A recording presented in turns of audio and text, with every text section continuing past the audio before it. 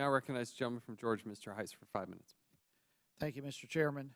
Let me begin, Mr. Judd, with you. Is it your understanding, okay, I know that you said you don't work at the ports of entry, but is it your understanding that the BCC cards can be used by individuals illegally to get into the country? If the BCC cards, if somebody is not properly looking and inspecting who the person is, for instance, if you come through the port of entry and you present your card and they don't look at you and they just swipe it and it's a good card and they pass you through, absolutely, they can do that.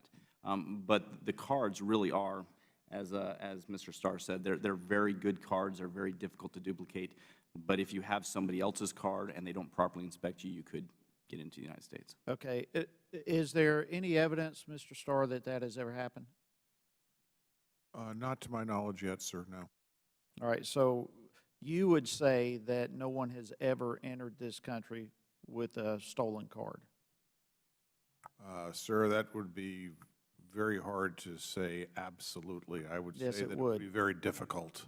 It would be very difficult because from what I understand, that has happened, and there are times inspectors don't check the cards properly. So there certainly are occasions where, as the chairman brought up earlier, they're used as flashcards. How often does an individual just flash the card and they're waved on into the country? Sir, I can only tell you I spent about 3 hours at the San Ysidro border crossing with the ICE person, with the Homeland Security personnel that were there. I saw an incredibly dedicated group of people with very many duplicative stops where they're checking the people, they check the cars.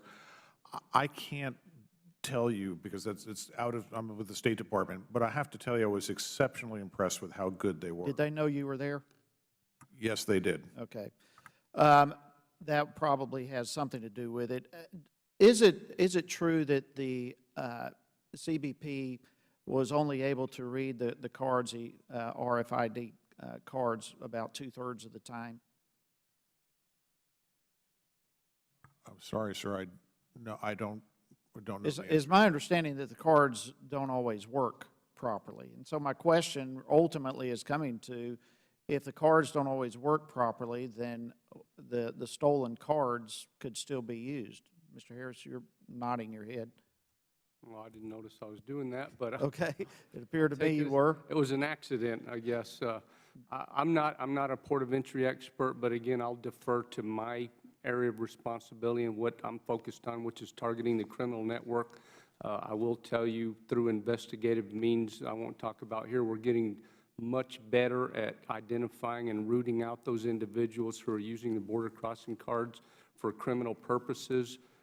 We've identified, as a starting point, in South Texas, a little bit less than 1,000 individuals. Probably about half of those are border crossers, and we're systematically removing the cards from those individuals when they cross the border. So I think with the technology that y'all have supported us with, we're much better at being able to identify the people who are using the cards for illicit purposes versus for legitimate reasons. Okay, so none of you have any awareness of the RFID cards not working?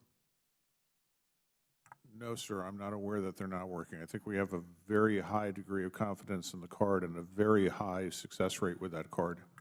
Okay.